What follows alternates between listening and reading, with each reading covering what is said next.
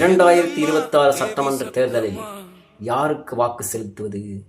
பெருசெல்லாம் சிந்திக்காதீங்க. விவசாய சின்னத்துக்கு தான் வாக்கு செலுத்தணும். ஏன்னா அவங்க ஒருத்தர் தான் தரமான வாக்குறுதிகளை கொடுத்து வாக்கு கேட்குறாங்க. மீறி இருக்கிறீங்களா பரிசு பொட்டி, ஓட்டுக்கு காசு, கூட்டத்துக்கு பிரியாணி, இது இலவசங்கள், இதெல்லாம் கொடுத்து கேட்குறாங்க. இதெல்லாம் கொடுக்குறவன் தரமான ஆட்சி கொடுப்பானா? கொடுக்க மாட்டான். எப்படி கொடுப்பான்? இதுக்கு செலவு பண்ண காசு அதெல்லாம் எடுக்கணும். ஆனா நாம் தமிழர் கட்சி அப்படி இல்லை. தரமான வாக்குறுதிகளை கொடுக்குது. களத்தில் நிற்கிற வேட்பாளர்கள் இளம் வேட்பாளர்கள், ஒரு சிலர் தான் வயது முகந்தவர்கள்.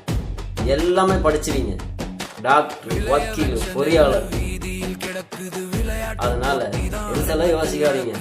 மறுபடியும் சொல்றேன், வாக்கு என்பது சில வினாடி வேலை இல்லை, ஒரு பொழுது கழிக்கிற வேலை இல்லை. 5 ஆண்டு காலம் அவங்க நம்மளுக்கு வேலை செய்யணும். கரெக்டுங்களா? நம்ம நிறுவனத்திற்கு, நம்ம வீட்டுக்கு தரமான ஆட்கள் தானே வேலைக்கு போகிறோம். அது மாதிரி அரசியல்வாதிகள் நம்மளுக்கு வேலை செய்கிற வரீங்களா, தரமானங்களை தேர்ந்தெடுக்கணும். அதனால உட்கார்ந்து களம் யோசிச்சு பேசிச்சு ஒரு நல்ல முடிவெடுத்து விவசாய சின்னத்துக்கே ஓட்டு போடுங்க. நல்லா சிறப்பாக இருக்கும்.